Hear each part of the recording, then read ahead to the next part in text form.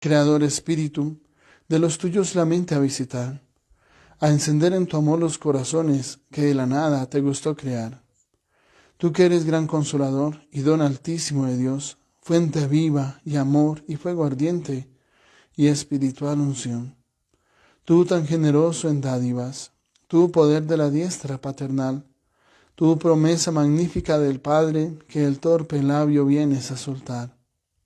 Con tu luz ilumina los sentidos, los afectos inflama con tu amor, con tu fuerza invencible fortifica la corpórea flaqueza y corrupción. Lejos expulsa al pérfido enemigo, danos pronto tu paz. Siendo tú nuestro guía, toda culpa logremos evitar. Denos tu influjo conocer al Padre, denos también al Hijo conocer, y en ti del uno y otro Santo Espíritu, para siempre creer. A Dios Padre alabanza, honor y gloria, con el Hijo que un día resucitó, y a ti, abogado y consuelo del cristiano, por los siglos se rinda admiración. Amén. La cruz es un misterio, y un misterio insondable. En este mundo no alcanzaremos a comprender lo que significa la cruz. ¿Por qué Jesús llegó hasta ese punto de llegar a la cruz, de extender sus manos para que sean traspasadas? Y lo hace voluntariamente, nadie tenía que coger la mano y buscársela y con fuerza venga. No, él mismo la estaba extendiendo. Es un misterio. Y pienso que resume ese misterio esas palabras. Tanto amó Dios al mundo que entregó a su Hijo único para que no perezca ninguno de los que creen en Él, sino que tengan vida eterna. Porque Dios no mandó a su Hijo al mundo para condenar al mundo, sino para que el mundo se salve por Él. Es la razón por la cual el Señor sube a la cruz. Perfectamente podría haberlo evitado. En las palabras que Jesús reveló a Luisa Picarreta, sierva de Dios, ya en camino de canonización, después beata y después santa. La sierva de Dios, Luisa Picarreta, recibió una revelación. Ella durante 64 años se unía todas las noches, se unía a la pasión de Cristo. O sea, la noche de ella era estar en la pasión de Cristo. 64 años así. Y terminaba exhausta, terminaba agotadísima. Ella despertaba agotadísima. Y solamente cuando llegaba el sacerdote celebraba la Santa Misa, le daba la bendición. En ese momento, y le daba la comunión, en ese momento otra vez volvía a recuperar sus fuerzas. Y durante el día, aunque ella no estuvo nunca enferma de nada, las enfermedades normales, pero no que duraran años, aunque no estaba enferma, los dolores que ella sentía todas las noches hacían que quedara extenuada y no se pudiera levantar de su cama. Y en ese contexto tuvo revelaciones místicas de la pasión de Jesús, de todo lo que eso significaba. Y Jesús le dijo un día que si se chuzara un dedito y brotara una gotica de sangre, una solita, con esa sola gotica de sangre bastaba para redimir 1000 mundos como el nuestro. Solamente con una gotica de su sangre bastaría para redimir 1000 veces este mundo. Pero el Señor quiso redimirnos a través del dolor y el sufrimiento extremo en la cruz. O sea, es un misterio. Eso solamente cuando lleguemos a la eternidad lo vamos a entender en toda su dimensión, en toda amplitud.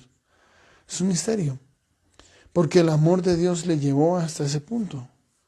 Entregar su vida por nosotros. Y Él no estaba obligado, no. Cuando Él nos creó, no era porque lo necesitáramos o porque Él necesitara algo, no. Solamente nos creó por amor. Quiso hacernos partícipes de su vida por amor. Y cuando muere en la cruz, lo hace por amor. No fue por méritos nuestros. Es que yo me porté muy bien, me merezco algo. No. Es el amor de Dios. Y es el amor por sus enemigos. La carta a los Romanos capítulo 5 viene a decir: la prueba de que Dios nos ama es que, siendo nosotros pecadores, Cristo murió por nosotros. Dice, apenas habrá alguien que pueda morir por un justo, por un hombre de bien podría morir uno. Pero la prueba de que Dios sí nos ama, dice, es que siendo nosotros enemigos, Cristo murió por nosotros. O sea, es un misterio que sobrepasa todo misterio. Jamás alcanzaremos a comprender todo lo que esto significa, todo lo que esto implica, pero es el infinito amor de Dios. Ahora, muy importante, cuando nosotros miremos un crucifijo, es necesario recordar lo siguiente: fue por amor a mí. Porque si uno comienza a pensar, fue por mi culpa, porque aquí viene también una cosa que el enemigo utiliza. Es cierto que fue por nuestra culpa, claro que sí, y más aún, eso debe llevarnos a un camino de arrepentimiento, ¿sí? Eso debe llevarnos a pensar, oiga, yo causé ese dolor en el corazón de Dios, Él subió a la cruz por mi pecado, fue mi pecado el que estaba borrando en la cruz. Si yo no hubiera pecado, el Señor no habría tenido que subir a la cruz para borrar mi pecado. Y hay que tener mucho cuidado porque el enemigo puede presentar eso. Yo escuchaba de una persona hace unos días que tenía esa situación, que ella no permitía que pusieran crucifijos. No, no, quite el crucifijo, quítelo, tápelo, guárdelo. ¿Por qué? Porque ella se ponía a mirar el crucifijo y decía, fue por mi culpa. Pero venía un problema. Era un sentimiento de culpabilidad, un dolor, un remordimiento. Fue por mi culpa. Sí, fue por nuestra culpa, pero su amor llegó al punto de ofrecerse en reparación de ese pecado. Por eso en el pregón pascual cantamos, oh feliz culpa que mereció tan grande Redentor. Oh feliz culpa. Entonces, más que pensar en que fue por mi culpa, es necesario pensar fue por amor. Y cuando lleguen esos pensamientos de que fue por mi culpa, pues hay una cosa, tenemos el sacramento de la confesión. Acercarnos al sacramento de la confesión, hacer una muy buena confesión, es fundamental en la vida. Y en ese momento en que ha hecho una muy buena confesión, recuperar su paz. Recuperar su paz.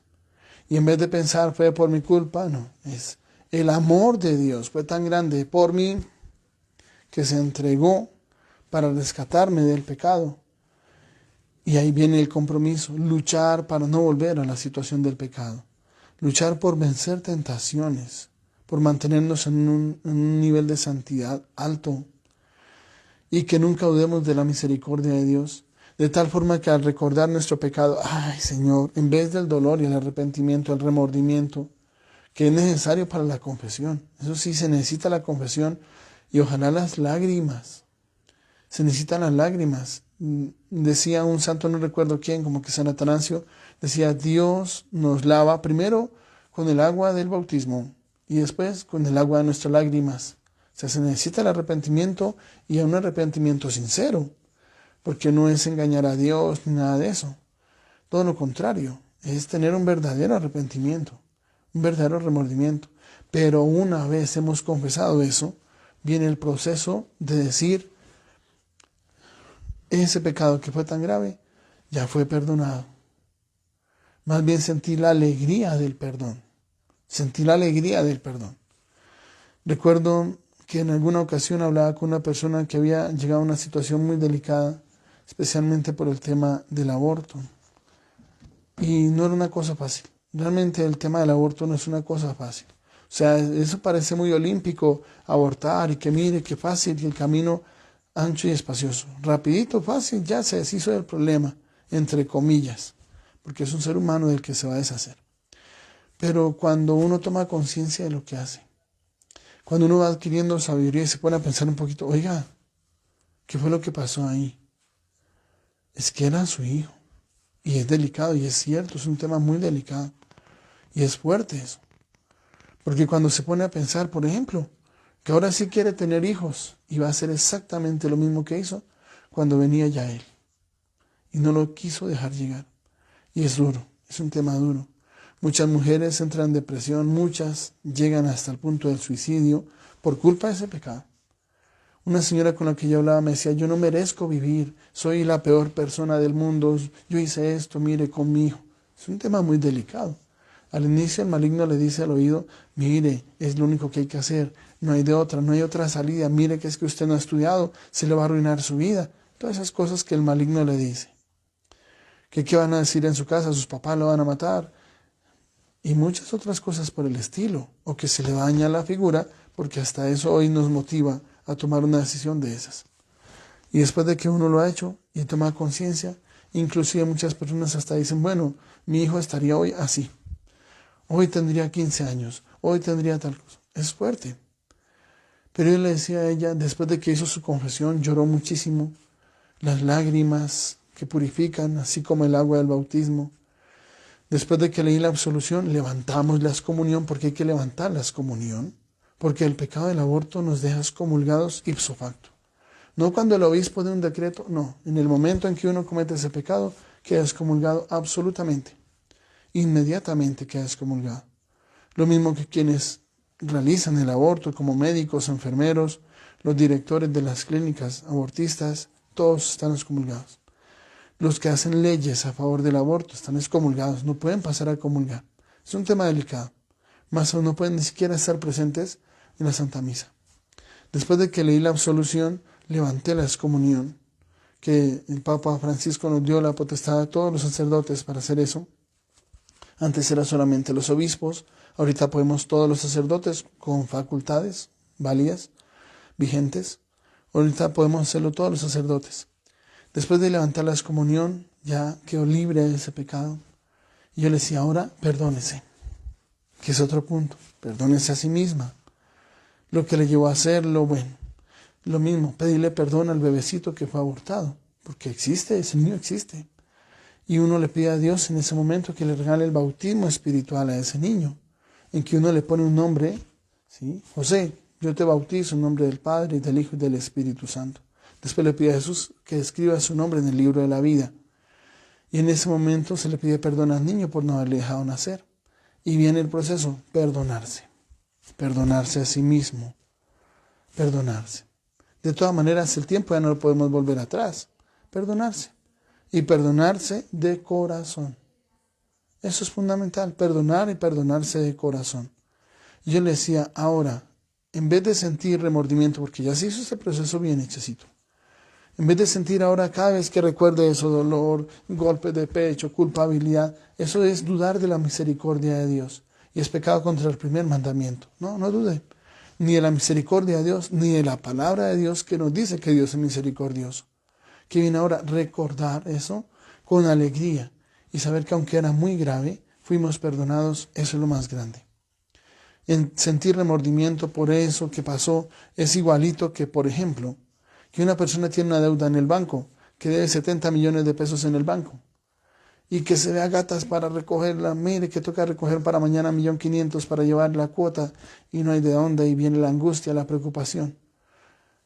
Y además, mucho más si ese préstamo fue para jugar. Porque hay personas que han hecho eso, han sacado dinero prestado para meterse a un casino pensando que van a salir multimillonarios y salen sin un peso y con ganas de acabar con su vida y de todo. Y decía, bueno, 70 millones de deuda. Pero un día le llaman del banco y le dicen, felicitaciones, es el feliz ganador, la feliz ganadora de 70 millones de pesos. Nuestro banco realizó un sorteo entre todos nuestros clientes, la feliz ganadora, el feliz ganador, por favor venga a mi oficina, le dice el gerente. Y efectivamente llegamos allá, nos aplauden todos los gerentes, los trabajadores del banco. Y después nos dice el gerente, bueno, vemos que tiene una deuda con nosotros de 70 millones y se acaba de ganar 70 millones, pues estamos a paz y salvo. Y le entregan su pagaré y usted lo rompe, lo quema, lo destruye. Y le entrega una hojita que dice paz y salvo. En ese momento sentí la alegría de que esa deuda ya no está. No que uno salga del banco triste, pero ¿por qué la embarré así? ¿Por qué llegué a deber 70 millones y mucho más que lo gasté en un casino? Pero ¿por qué? Ya esa deuda ya no está. Pero es que son 70 millones. No, esa deuda ya no existe. Lo mismo sucede cuando nosotros nos confesamos bien. No maquillando, no diciendo mentiras. No. La confesión es ante Dios, tiene que ser en absoluta sinceridad. después de que se ha confesado bien. Ya no tiene por qué estar ese dolor y ese remordimiento. Sentir la alegría de que fue perdonado, sí, como el que recuerda que ya pagaron su deuda, que ya no debe esos 70 millones, es para sentir alegría, no para sentir tristeza por esos 70 millones, porque ya no se deben. Y es un punto muy importante. Por eso, al recordar a Cristo en la cruz, en vez de sentir remordimiento, culpabilidad, dolor, acabar con todo, no, es sentir la alegría del amor de Dios, que llegó hasta la cruz para borrar nuestro pecado y efectivamente se borró. Entonces pidamos al Señor esa sabiduría y disfrutemos de esa presencia de Dios que se acerca a nuestras vidas y que por su amor, no por nuestros méritos, nos concede esa bondad y esa misericordia de empezar de nuevo. Es el signo más grande del amor de Dios y de la misericordia de Dios, la Santa Cruz, que nos acojamos a esa Santa Cruz con amor, así sea.